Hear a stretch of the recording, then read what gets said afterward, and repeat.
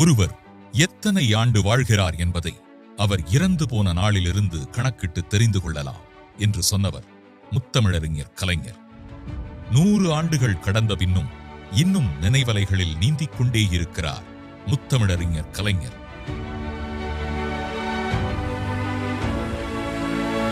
தனக்காக வாழ்ந்தவர் வாழ்க்கை அவர்களது மூச்சுக்காற்று நின்றவுடன் முடிந்து விடுகிறது. பிறருக்காக வாழ்ந்தவர் வாழ்க்கைதான் தலைமுறைகள் தாண்டியும் அவரது பெயரை திரும்ப திரும்ப சொல்ல வைக்கிறது, திரும்ப திரும்ப நினைக்க வைக்கிறது. மறந்தாலல்லவா நினைப்பதற்கு என்ற வகையில் தமிழ்நாட்டு மக்கள் அனைவர் மனதிலும் குடிகொண்டு கோலோச்சி வருகிறார் முத்தமிழறிஞர் கலைஞர் மு. கருணாநிதி அவர்கள். 1924ஆம் ஆண்டு பிறந்தார் கலைஞர். 95 ஆண்டுகள் இந்த மண்ணில் வாழ்ந்தார். வாழ்ந்தார் என்பதை விட வாழ வைத்தார். தனது திட்டங்களின் மூலமாக வாழ வைத்துக் கொண்டு இருக்கிறார். திருவாரூரில் பள்ளி படிப்பு முடித்த கலைஞர் இலக்கியம், இதழியல், கலை, அரசியல், நாடகம் என பல்துறை ஆற்றல் கொண்டவராக கருவானதும் உருவானதும் ஒளி வீசியதும் திருவாரூரிலேயே தொடங்கிவிட்டது. தனது வயதொத்த மாணவ கண்மணிகளோடு சேர்ந்து தமிழ்நாடு தமிழ் மாணவர் மன்றம் தொடங்கினார். திருவாரூரின் புலி இளைஞர் கான் என்று 16 வயதில் புரட்சிக் கவிஞர் பாரதிதாசனால் அடையாளம் காணப்பட்டார். தலைதாளா பகுத்தறிவு சிங்கம் தந்தை பெரியாரின் குடியரசு இதழை குருகுலமாக கொண்டு வளர்ந்தார். பேரறிஞர் அண்ணாவின் திராவிட நாடு இதழில் கால் சட்டை பருவத்தில் எழுதி இடம் பிடித்தார். ஊறி வந்த அரசியல் சமூக சிந்தனைகளை வடித்தெடுக்க 18 வயதிலேயே முரசொலி இதழை தொடங்கினார். தனது அரசியல் கொள்கையை தனக்கு வசப்பட்ட தமிழ் வழியிலெல்லாம் நனைத்துக் கொடுத்தார் கலைஞர். நாடகமா, தூக்குமேடை, திரைப்படமா, பராசக்தி, உரையோவியமா, குரலோவியம், காவியமா, தாய்க்காவியம், சமூக புதினமா, புதையல், வரலாற்று புதினமா, பாயும் புலி பண்டாரக வன்னியன், கவிதையா, கவிதையல்ல, சிறுகதையா, கிழவன் கனவு, தன்வரலாறா, நெஞ்சுக்கு நீதி, பொன்மொழிகளா, சிறையில் பூத்த சின்ன மலர்கள், கட்டுரையா, பேசும் கலை வளர்ப்போம், இப்படி வாழ்ந்த காலம் முழுக்க எழுத்தை வரைந்து தள்ளியவர் கலைஞர். எதையும் தாங்கும் இதயம் வேண்டுமண்ணா என்று கலைஞர் சொல்லும் போது அழாதவர் யார்? கெஞ்சினான், கொஞ்சினான், அவளோ மிஞ்சினாள் என்று கலைஞர் எழுதும்போது சிலிர்க்காதவர் யார்? உடைந்த வாளாக இருந்தாலும் ஒரு வாள் கொடுங்கள் என்றபோது வீரப்படாதவர் யார்?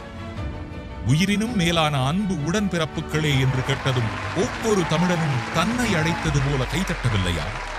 வீழ்வது நாமாக இருப்பினும் வாழ்வது தமிழாக இருக்கட்டும் என்று முழங்கிய கலைஞர்தான் தமிழ் புலவர்களின் 100 ஆண்டு கனவான செம்மொழி கோரிக்கையை செயல்படுத்த வைத்து தமிழன்னைக்கு அணி சேர்த்தவர். மண்டல் ஆணையத்தின் பரிந்துரைகளை அமல்படுத்த வைத்ததன் மூலமாக இந்தியா முழுமைக்குமான பிற்படுத்தப்பட்ட சமுதாயத்தின் விடிவெள்ளியாக கலைஞர் அவர்கள் திகழ்ந்தார். இதனை மனதில் வைத்துத்தான் சமூக நீதியின் தலைநகரம் என்று தமிழ்நாட்டை சொன்னார் பிரதமர் VP சிங் அவர்கள். மாநில சுயாட்சி தீர்மானத்தை நிறைவேற்றி காட்டியதன் மூலம் இந்தியா முழுமைக்கும் கூட்டாட்சி தத்துவத்தின் வழிகாட்டியாக உயர்ந்து நின்றார் கலைஞர். அனைத்து மாநில முதல்வர்களுக்கும் ஆகஸ்ட் 15 அன்று தேசிய கொடியேற்றும் உரிமையை பெற்றுத் தந்தார் கலைஞர். நான் சமுதாயத்தில் பின்தங்கிய வகுப்பைச் சேர்ந்தவன். நான் முதல்வர் பொறுப்பை ஏற்றுக்கொண்டிருக்கிற காரணத்தால் பின்தங்கிய வகுப்பினர் நலனுக்காக என் உயிரை பணயமாக வைத்து போராடுவேன் என்று முதலில் முதலமைச்சரான போது கலைஞர் அவர்கள் சட்டமன்றத்தில் சொன்னார்கள். இன்றைக்கு நாம் பார்க்கும் நவீன தமிழ்நாட்டை உருவாக்கிய சிற்பியே கலைஞர் அவர்கள்தான். தலைநகர் சென்னையை தலைநிமிர வைத்தவர் கலைஞர். மெட்ராஸ் என இருந்ததை சென்னை என ஆக்கியதே அவர்தான். சென்னையை வலம் வாருங்கள், நீங்கள் பார்க்கும் அனைத்தும் அவரால் உருவாக்கப்பட்டவைதான். அண்ணா சாலையில் இருக்கும் அண்ணா மேம்பாலம், கத்திப்பாரா பாலம், கோயம்பேடு பாலம், செம்மொழி பூங்கா, நெம்மேலி கடல் நீரை குடிநீராக்கும் திட்டம், டைடல் பார்க், தலைமைச் செயலகமாக கட்டப்பட்டு இன்று பெரிய அரசு மருத்துவமனையாக இருக்கும் ஓமந்தூரார் மருத்துவமனை, மெட்ரோ ரயில், கோயம்பேடு காய்கறி அங்காடி, கோயம்பேடு பேருந்து நிலையம், அடையாறு IT காரிடர், நாமக்கல் கவிஞர் மாளிகை, பாடி பாலம், மீனம்பாக்கம் பாலம், தொல்காப்பிய பூங்கா, மீஞ்சூர் கடல் நீரை குடிநீராக்கும் திட்டம், வள்ளுவர் கோட்டம் என நோக்க கலைஞர் உருவாக்கியதே. தலைநகர் மட்டுமா? தமிழ்நாட்டை வலம் வாருங்கள். வீரர்களின் கோட்டமாம் திருச்சி கலைஞரை தமிழ்நாடு அறிந்த தலைவராக அடையாளம் காட்டியது. டால்மியாபுரம் என்ற அந்நிய பெயரை நீக்கி கள்ளக்குடி என்ற தமிழ் பெயர் சூட்ட தண்டவாளத்தில் தலை வைத்து படுத்த தலைதாளா சிங்கமான கலைஞர் கைது செய்யப்பட்டு சிறை வைக்கப்பட்டது திருச்சி சிறை. திருச்சி தஞ்சையை உள்ளடக்கிய காவிரி டெல்டா விவசாயிகளின் மனம் குளிரவும் மண் செழிக்கவும் காவிரி நடுவர் மன்றத்தையும் மேலாண்மை வாரியத்தையும் அமைத்தவர் கலைஞர்.